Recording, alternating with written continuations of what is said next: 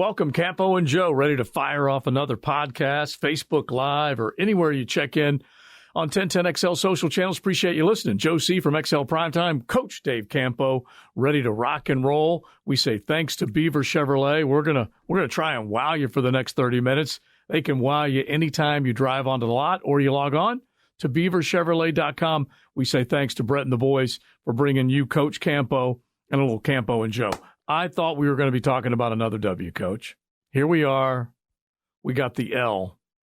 Yeah, obviously it's not great. Good. It's great to be here, but at the same time, it's kind of bittersweet because unfortunately we didn't get it done, and that's a shame.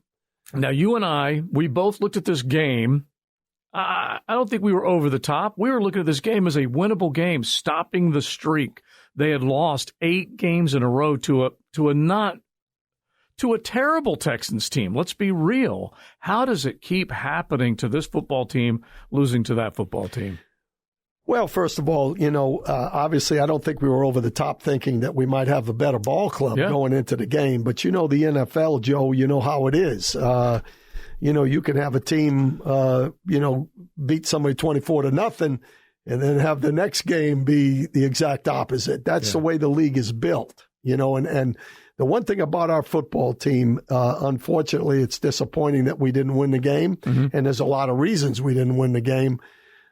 But I really believe that this team will be close in every game, and we just have to learn how to score in the red zone and how to finish, and that's going to be the key to how we do the rest of the way through. I'm trying to give you an analogy that makes sense, but this was a bad football team for quite a long time. We all know that. We've been through if you're a Jaguar fan, you've been through all the disasters. And they just came out of driver's ed, this new team. They just got their driver's license. They barely got it up to speed for a few games. And now we just thought they were going to plow through the rest of the competition. This is just barely getting back to being a competitive football team. I'm not trying to sugarcoat what happened, but that is kind of what it is. It's absolutely what it is. They've just run into a snowstorm, and it slowed them down a little bit. Now, that doesn't mean that they can't put the chains on and go forward. And I think that's what has to happen. I think they have to look at the football team and say, look, here's our strengths.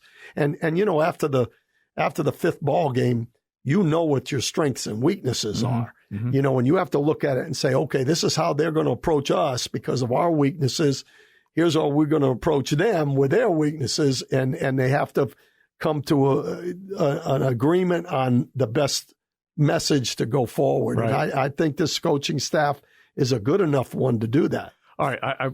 We're going to focus on the game. We're still going to look ahead a little bit, but let's just focus on the essentials of what led to the loss, because you and I are both watching this game as it unfolds. There were big chunk plays from the offense early, then it stalled. They were able to get in the end zone, but they weren't able to get down in the red zone and be effective enough in a game that the Houston Texans had not won up until this point. So let's go through some of the eyesores that you see from the game plan, just from the overall result. Well, first of all, the Texans were about as simple as you could get on defense. And they were what we call a Tampa 2 or a 2 middle, we called it, where they're, rerouting receivers on the outside and the inside guys are rerouting and sinking back into the middle areas. And they did a pretty good job of doing that defensively because they played well. They knew some of the routes that were coming and they handled them. Our offense, the way you attack it, obviously, is you don't try for the big plays unless you go down the middle with it. Right. And we did. We hit some middle throws, and in critical situation, we didn't hit it. And the way you attack it is to run the football and to take the profit. Dumping the ball down, let some guys make some plays with their feet. I think we forced the ball a little too much at times, throwing it. And again, we got off to a pretty darn good shot with ETN, good start with that. Yeah. And we didn't continue it in the second half. So, there's some things that from a coaching staff we have to look at and say, hey, We should have probably run the ball a little bit more. Yeah. The quarterback needs to not force the football in that situation. Patience is a virtue. Yeah. And they have to be able to, we have to be able to dunk the ball down at times. And we didn't do enough of that. Yeah, I got a bunch of T's written down here. I got Travis. I got Trevor. I got Travis. I got Trayvon. And I got touchdowns. So we're going to try and get through all of them. But let's start with Trevor, because that is the biggest question. Anyone tuning into this podcast, anyone going to a watering hole, anyone having a conversation about the Jaguars, they're frustrated or they can't figure out what's going on with Trevor. So from a head coach's point of view, give us an idea of what he's going through, and then we'll maybe get to the positives after that. Okay, well, the negatives, obviously, is that he's not making plays at critical times in the games we've lost. Whether it's fumbles and interceptions, right? Interception in both games. Yeah. Though that's a concern, because if you're going to be really good, it comes down to 4 or 5 plays, and you got to make those plays when you have the opportunity. He's not doing that yet. The one thing he is doing is that he's moving the ball between the 20 and the 20, and he hit some. He made some progress, yeah. Joe. He ran the ball when he had to run it. He stepped up in the pocket, which he wasn't doing early in the season, and ripped some balls in, some good throws into the intermediate areas. Those are the things that he has to do to continue to get better. Where there should be concern with him is what happens when the ball gets, the 20 to 20 is great, but when it gets inside the 20, that's where you get the touchdowns the majority of the time, especially against a team like Houston that wasn't going to give up the big play. Right. So you have to be able to execute when you get in there, and he didn't do that very well. He just made some bad decisions. Yeah, it's funny because I know that most of what people are going to be frustrated by is the play of Trevor, and you can't get away from the fact that he has coughed the football up 7 times in 2 ball games. That is a terrible trend. If you go from last week, I asked you probably right here on this podcast, what did you think of what Doug Peterson said about Trevor's play against Philadelphia when he had 5 turnovers? He said, you hope it's just a blip on the radar. Right. Well, he follows that with some crucial mistakes, in particular the one in the red zone. And then obviously he threw it away late as well when they were trying to tie the game up.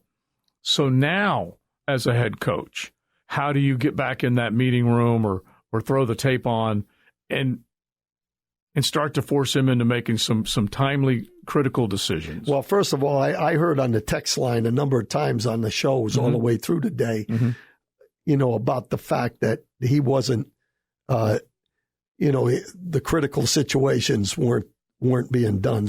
And, And is he any good? Is he going to be? He's not generational going forward. Yeah. He's not generational. He's this and that. But you have to, as a coach, I heard one of them say, "Does he jump all over him and give him the business?" Right. You don't. You look at the positives first. The positives are what he did between the 20 and the 20, and he made some really good progress. The negatives, you just have to tell him that he has to just play ball and don't overthink it. Right. That you have to make a throw here, or you have to get the ball in the back of the end zone, or you have to get it to Kirk. Right. The one down the middle in one of the drives that was critical, where the nickelback got up underneath it and he threw it right on the tips of the fingers because it was such a tight window. The under route to the corner to the wide receiver was wide open for a first down. It was on the 4th and 3. Right. So, you don't have to make that throw. You don't have to hit the big play there. Take the profit and get the ball where it needs to be gotten. And Trevor's smart enough to do that. And he just has to play within himself. Yeah, I love the take the profit line, because that is something that maybe sometimes quarterbacks have a difficult time realizing, because they want to go for the deep shot. They want the quick score or the big score. But we had Aaron Beasley on, former Jaguar. He was on XL Primetime, and he tells a great story about how if you get into your film study, your tape study, and you really start to look at quarterbacks' tendencies, you can pick up on certain things. He felt like when he was watching the game, he was back with Alumni Weekend with Big Surse and all the other ones. He said he's watching Trevor and he's saying his eyes weren't moving, that he's not taking a safety to one side of the field with his eyes and then redirecting over here. Is that a concern? Well, that's a concern because on the interception, he never saw the corner. No. The corner sunk back. He was looking at the crossing route all the way. Mm-hmm. And the crossing route actually came open. The problem was there was another guy sitting outside and he threw it right to him because he was leading him. You know, that is a concern. But I still look at that from the standpoint that he didn't have much issues with that on the college level. Right. Here in the pros, you know, it's going to be tight windows. Yes. And your eyes have to move, guys. And that's something, you know, when you go to college, and I'm going to use this as an example. When you go to college, you have 101 courses when you first get there. Then you go to 201 courses, then 301. I never made it past 301. Yeah, well, I didn't either. So, I mean, but I know that there's a 501 out there for some people. Yeah. And to win in the NFL, you have to be 501. Mm-hmm. And you get that with experience and continuing to go. Doug Peterson made a comment that I thought was interesting. First of all, I didn't think they ran the ball enough in this ball game. I agree. And that's been a little bit of a trend. But he made the comment in the development of this quarterback, you just got to keep throwing. Right. Keep throwing it. And he'll learn. He's got to move the safety, or else, and you got to move it underneath the linebacker because those guys are so quick. And so if they're reading his eyes, they're going to be around that football, and you don't want them around the ball when you throw the ball. No, and it does come down to, okay, as Doug Peterson's probably going through the tape, going, where do I zero in on the most crucial thing that I need to fix right now? If he fixes one thing, it may open the door for a few other things. And Peterson's a smart guy. He's played the position. So I would think, and I guess I'm caught in the middle, Coach. Does he treat him with kid gloves, or does he coach him hard right now? Maybe somewhere in the middle. But Trevor had lesser defenses that he was successful against in college. That's not the same deal in the NFL. Right. And the way I look at that, Joe, is this. I don't know Trevor Lawrence, but I've read a lot about him. And I think he will be self-critical. I think he is one of those guys that will look at the tape and say, look, I never should have done that. Here's what I can do to get better. So from a coaching standpoint, I believe you have to treat him with kid gloves from the standpoint of one of the most important things is going to be his confidence. And as long as the head coach and Press Taylor, the offensive coordinator, and McCoy, the quarterback coach, as long as they're positive with him that here's what you need to tell him what he needs to do. Right. But at the same time, they've got to come across with a confidence. You've got all the tools. Here's what you need to do. And I believe he'll be self-critical enough to be able to fix things on his own. Yeah. And I think that's the way you approach him. Now, when you're approaching a D lineman or a DB, because if I didn't get in an argument with James Washington, the safety. How do you know James Washington? I remember that guy. That's pretty good. That's my guy. Yeah. If I didn't get in an argument with James Washington on the sideline in every ball game, things weren't going well. You treat a guy like that differently. You know, it's a different position. It's a different mindset. The quarterback has got to be pristine in what he does. So I believe that they will coach him with the idea that we have confidence in you. Here's what we're going to do. We're not going to dumb this thing down because your development is important. Yeah. The thing they've got to be careful of, though, Joe, is not putting his development all the way ahead of the team development. Because you don't want to lose the team. Right. So it's a fine line. Oh, yes. And how you do it. Yeah. And when you're in a meeting, the other players have to hear you when you're in a defensive meeting watching a film. They have to hear you say, Trevor, that was a bad decision. Right.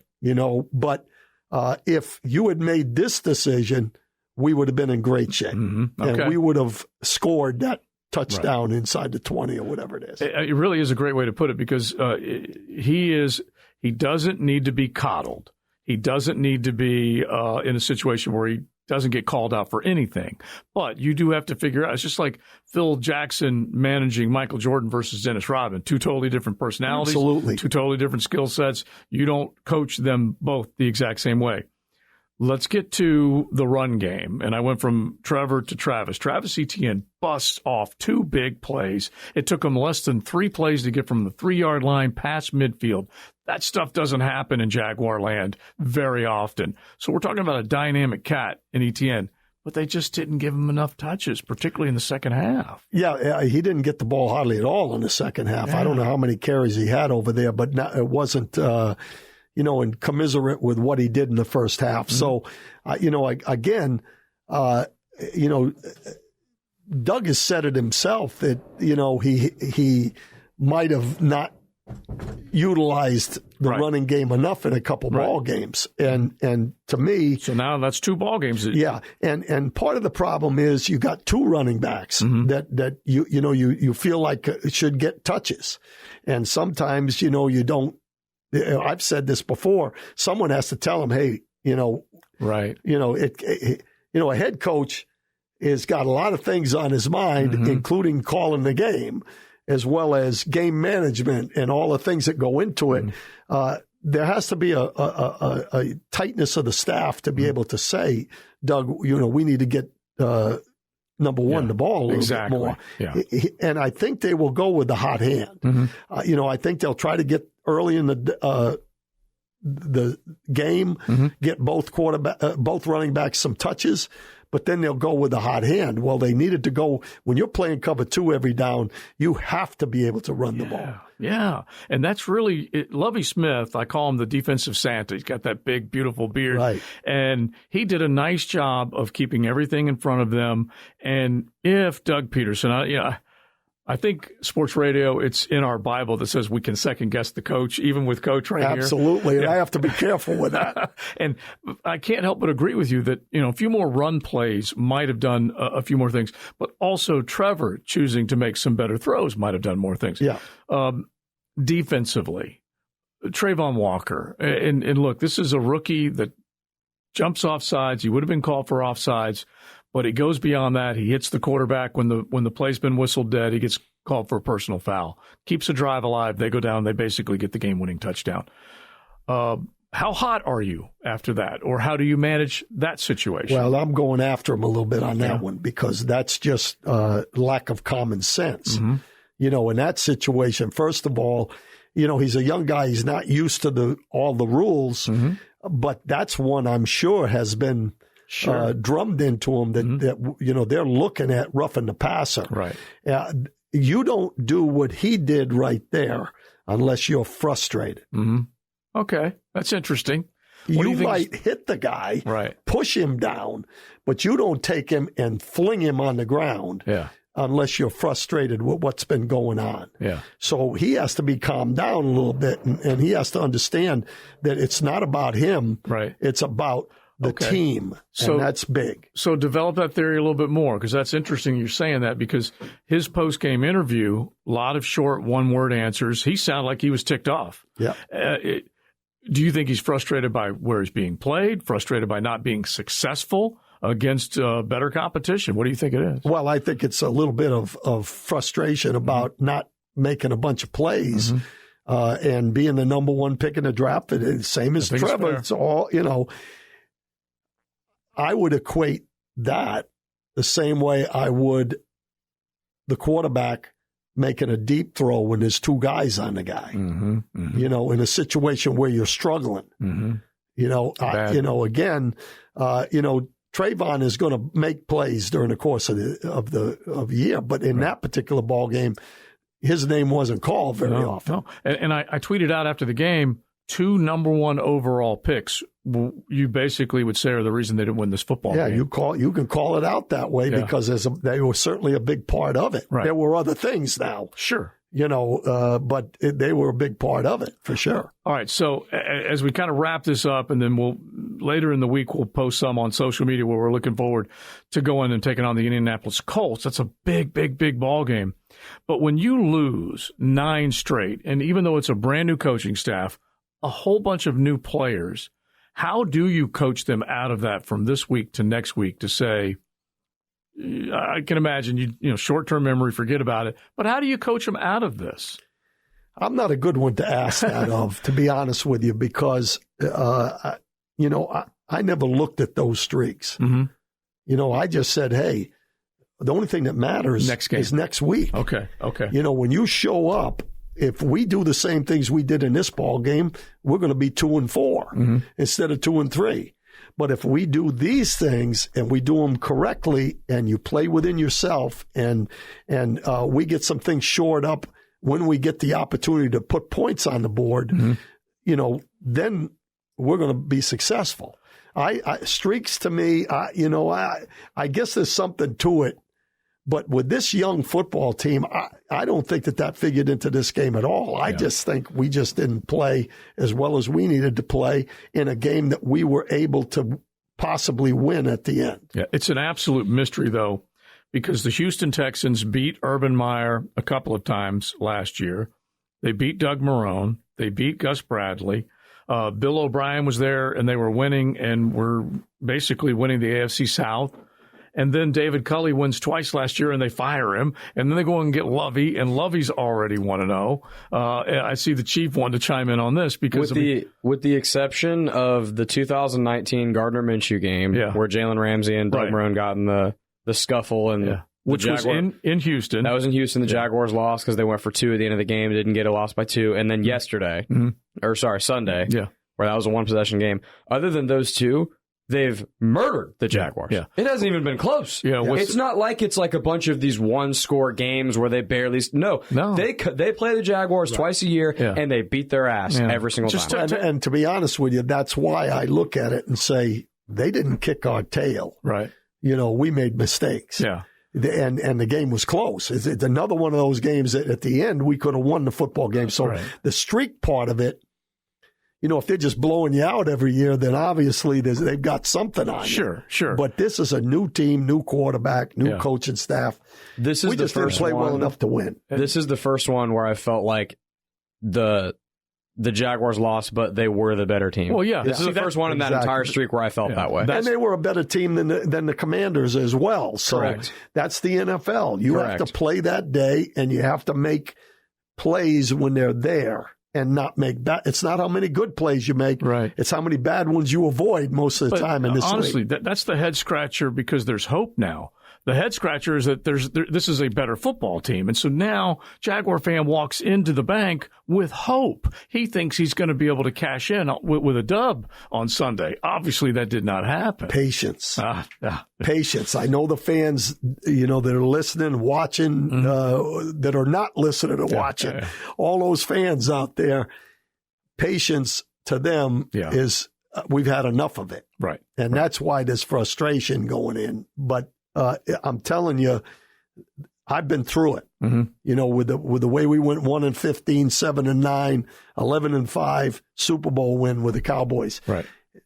When we were 1-15, we had to be real patient. Believe me. And good things will happen as long as you're doing the things that it takes to win. It'll be down the road. Yeah, it's tough. It really is. And look, I do think Doug Peterson is the right guy right now. Correct. To get this franchise back. And I hope Trevor's the right guy right now. I believe he is. But both of those guys are going to have to feed off the other and get as much out of both of their skill sets. And let's forget the generational stuff. Let's just go game to game and look at the improvement from game to game. And we need to see some more improvement from game to game. I think the thing that got me just based on that is you went from the Commanders game to the Colts game, and he looked lights out, money, good. Right. And then they go out to L.A., they win, good. And then he's backed up a couple times since then. So we'll see. But to Coach's point, even in the 2 games that he looked good, did he ever look generational, or did he just look? No. He just looked sharp. Yeah. Yeah, he just looked good. Like we got excited because he got over 65%. A lot of points. Yeah, a lot of points. Yeah. And by the way, before we end, there were 7 drops in the game. True. With those 7, if they were completed, he would have been at 68%. Mm-hmm. Now, it's the 4 or 5 plays that make the difference in the game. Right. It's not necessarily that completion percentage. It's the number, do you make the plays when they're there to give you a chance to win? And I know there were drops, but they didn't complete a pass to Christian Kirk until right before the half. Correct. And so that has to change. Yes. That definitely has to change. We're not changing. We're going to be here every week, little Campo and Joe. We will kick out on Instagram and on Facebook and Twitter some thoughts about the game coming up probably later in the week as we get ready for the Colts. A big thanks to Beaver Chevrolet. Don't forget, they're always here to wow you. Check out beaverchevrolet.com. Look at the SUVs, the trucks, the pickups, the economy, the sedans. Anything you want, you can find it at beaverchevrolet.com. We hope we wowed you today, Coach. We'll do it again next week. Absolutely. Thanks for watching and listening. Campo and Joe.